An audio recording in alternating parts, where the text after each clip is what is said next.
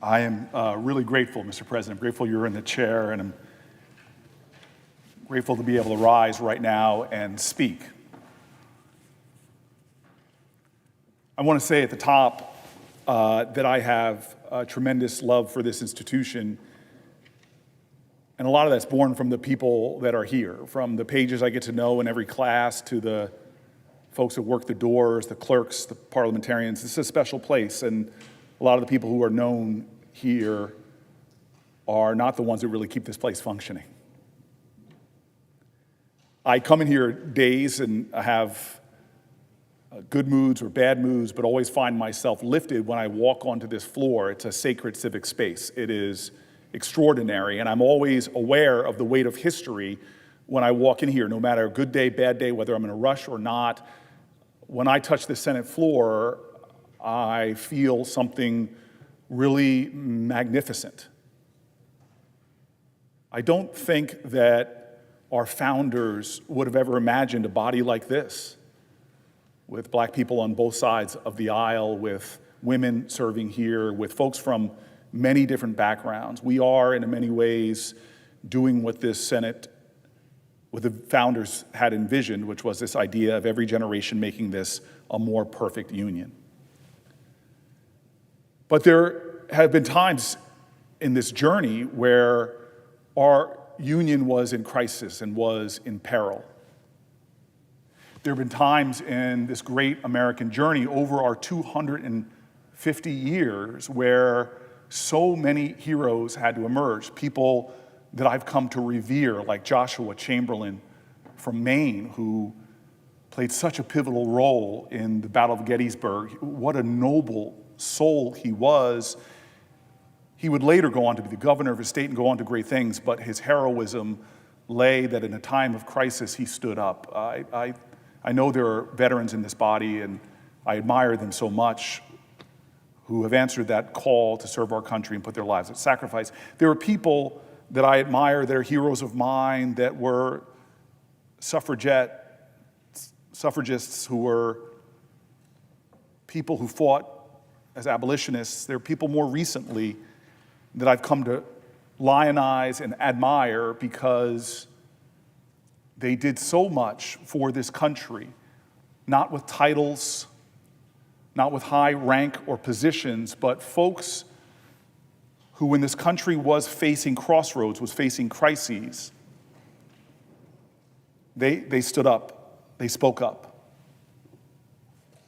One of my greatest heroes of life was a man I got to serve with named John Lewis. And I served with him in this body, and every top opportunity I had, I would ask him about the times when he was just a 20-something. He was the youngest person who was a featured speaker on the March on Washington. He was called the bravest man in the civil rights movement because he kept putting himself in harm's way to dramatize, to let folks know, to bring attention to the injustices in this world, and to say very strongly that this, what is going on in our country, is not normal, that this going on in our country is wrong. I stand on this floor as a United States Senator, but I revere people who never stood on this floor, people who, before they even got to their 30s and 40s and 50s in life, were out there as great patriots fighting for this nation. I rise today in an unusual manner, and I want to be clear and explain that, but I just want to tell you what John Lewis said. It's a quote so many people know. And he really spoke not to members of the Senate or the Congress. He was really speaking to Americans. He said, "Get in good trouble, necessary trouble. Help redeem the soul of America." John Lewis died in 2020, in July, at a time that it was Donald Trump's first term in office. And he did what Congress people did, but he also did some really extraordinary things to fight for health care. My friend Chris Murphy knows about that. He was there when John Lewis did a open Facebook chats, not in this chamber or in the House chamber. He sat on the steps and people were there. I remember when he did a sit-in, they had to shut the cameras off on him. He got in good trouble on the House side, too.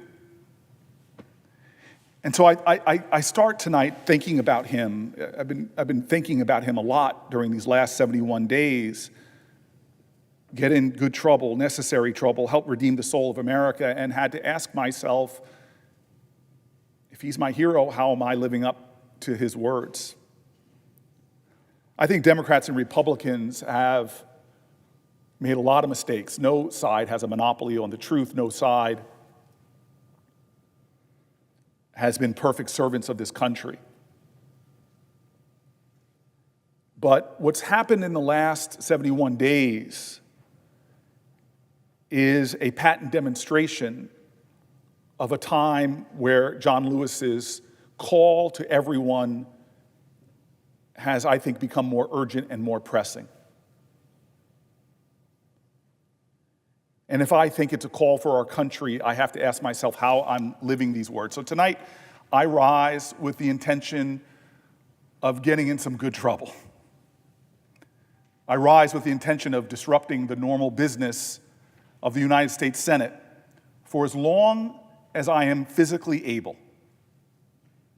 I rise tonight because I believe sincerely that our country is in crisis. And I believe that not in a partisan sense, because so many of the people that have been reaching out to my office in pain, in fear, having their lives upended, so many of them identify themselves as Republicans.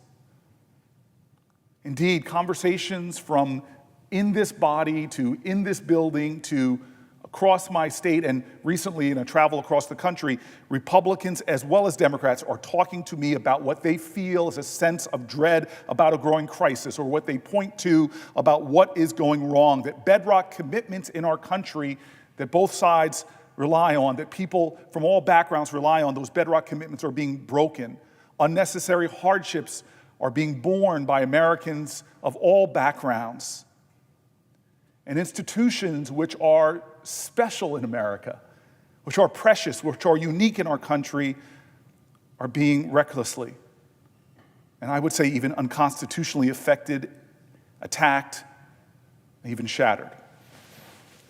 In just 71 days, the President of the United States has inflicted so much harm on Americans' safety, financial stability, the core foundations of our democracy, and even our aspirations as a people for, from our highest offices, a sense of common decency. These are not normal times in America. And they should not be treated as such.